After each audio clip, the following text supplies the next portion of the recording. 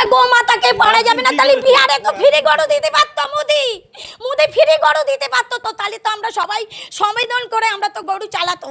ওদের কুরবানিটা ওদের করতে দাও, আমরা বাঁচি।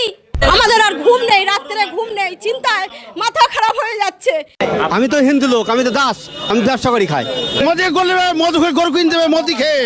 আমার 5 লাখ টাকা লোন নেওয়া, সব মহিলারা এসছে আমার বাড়িতে, এসে বলছে লোন শোধ করো। আমি কি করে করব? চলো আমার বাড়িতে কি অবস্থা, আমি কি করব আমি ভেবে পাচ্ছি না। শুভেন্দু অধিকারী এসে, তুই গদিতে বসে আছিস, তুই কি করছিস? মানুষকে এরকম করে হিন্দু ধর্মতে সব কিছু তো নষ্ট করে দিচ্ছিস। ও পুরো গদিতে বসে আছে আর গরিবদের পেটে লাথি মারছে। আমাকে নিয়ে যেতে বলো, গুলি টানতে বলো এসে। গরু মোদি খেয়ে কিনতে হবে। আমরা গরু বেচি খাই, তাহলে আমাদের মোদি ঘরে ঘরে চাকরি দেখ, একটা দুটোকে চাকরি দেখ, তাহলে আমরা তাই করে খাবো।